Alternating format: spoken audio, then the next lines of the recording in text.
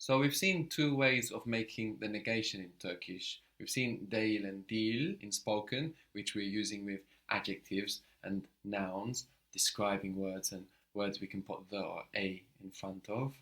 And we've seen me or ma for verbs, words we can put to in front of, like to go, to run, to read. Like I mentioned before, it's really good to have these distinctions of word types very clear, because here we see a wonderful example of how different types of words behave differently. So if we're sure of what is a noun and a verb, we will know very clearly what negation to look for. So for example, a word like doctor, is it an adjective? Is it a noun? Is it a verb? A noun. A noun, no, because you can say the doctor, a doctor. But sometimes words can behave as more than one different type of word. Words can sometimes be both an adjective and a noun. For example, we saw that professionelim can mean I'm a professional, so here a noun, or I'm professional, an adjective. In the same way, we saw that yemek can mean food, so here it's a noun, or to eat, and here it's a verb. That means we can use it as either. We can use it as a noun and say something like, this isn't food. How would you say that in Turkish? This isn't food. Bu yemek değil. Bu yemek değil. No, this is not food. So there, we're treating it as a noun, it's a noun, and we're using değil for the negation. But when it's to eat, it's a verb. So if I tell you not to eat, if I say don't eat, I'm not going to use değil anymore. How will I tell you don't eat? Yeme. Yeme. Or this would be more specifically don't eat it. If we just want to say generally don't eat, yemek yeme. Good. So me and ma are the negations that we will use for verbs. So for example, if we want to say something like I don't want, we won't say istiyorum değil. No, we will use me or ma with the verbs. So let's look how we will do that. What was to want? Do you remember how it was, to want? İstemek. Bravo, istemek. So, the first thing we will do then to build I don't want is to take off the mek, which leaves us with İste. iste. Then we put on our negation, me or ma. What will we use here? İsteme. Then we will put on that little ior that we were using in the present. What do you think will happen when you add that on? Ve I crush the E. The I will crush the E. Very good. So we're left with istemiyor. Istemiyor. So we don't want to take a shortcut. We don't want to say, oh, okay, we have mior instead of ior. Because if we were to do that, we would go from istior to istmior, and that would be wrong. As we've just seen, it's istemior. So we always want to go back to the to form. So we don't want to take any shortcuts. They will often lead us astray. Going back always to the to form of the verb is going to allow us to manipulate the verbs confidently, being sure that we are arriving to the correct version. You may have also noticed that I'm putting a strong accent before the m, istemiyor. We've seen that in Turkish generally the accents are quite soft. And actually the accents can move around within a sentence just to let the sentence come out easily. Turkish has a very soft accent pattern. But what that means then is that the language can use accents in some situations as a grammatical mechanism. If you don't have strong accents on most words throughout the language, then you can decide for a grammatical reason to put an accent and to use that to show something. This is actually what's happening here with the negation.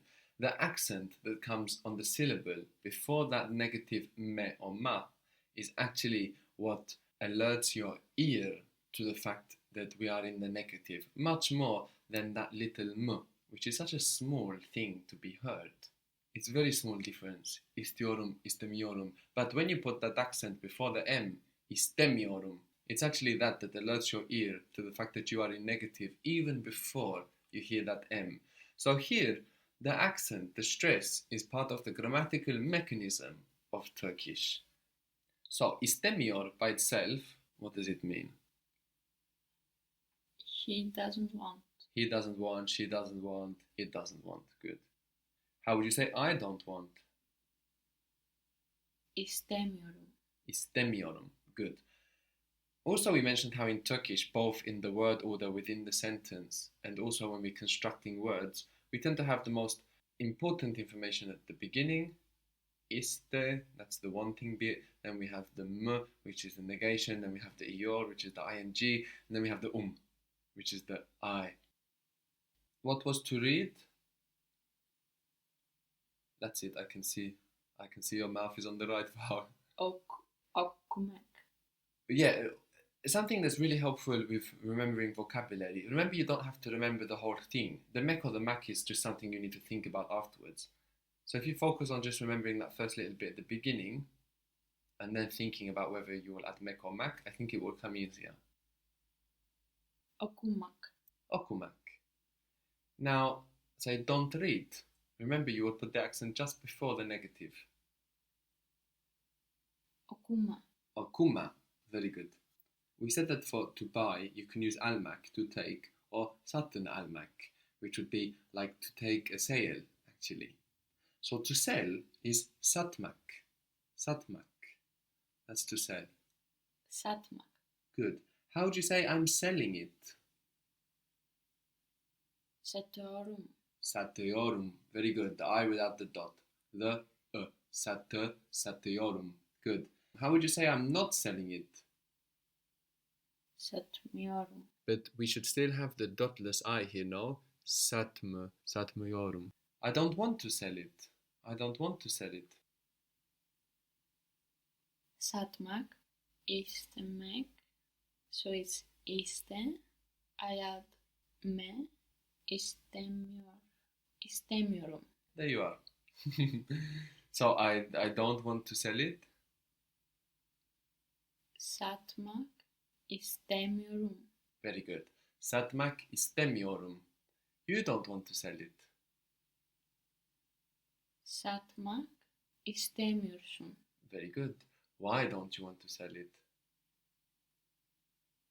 Neden satmak istemiyorsun? Very good. Neden satmak istemiyorsun? Very good. So we've seen the importance of always going back to the to form of the verb and not trying to take shortcuts. No. We can see this again with the verb gitmek. Gitmek, to go. How is I'm going? Gidiyorum. Gidiyorum. What happened there to that T of gitmek? It softened. Exactly. It got softened by the vowel of yor. Gidiyorum. Now tell me I'm not going. Gitmiyorum. Gitmiyorum. Good. So if we made the shortcut going from gidiyorum and thinking, okay, instead of ior we have mior, we would say gidiyorum, gitmiyorum, and we would make the mistake of keeping the d, where actually we don't have any vowel softening it, so it should be gitmiyorum. As long as we go back to the to form, we'll always end up at the right destination. Now it might feel a little longer, but actually always going back to the to form to produce any of the variants that you want will speed up all of your processes in the long run, as long as you take your time to do it carefully. What was to eat? Yemek. Yemek. What is I'm eating? Yiyorum. Why yorum? Ye. Mm-hmm. And I add the yor. Uh-huh. Yiyorum. Yemek yiyorum. Well done. Now give me the negative and make sure that you go back to yemek to tell me I'm not eating. Yemek yemiyorum. Very good. Yemek yemiyorum. Very good. So some wonderful examples here of why we must always go back to that to form to maintain our control in the language and think things through slowly to learn quickly.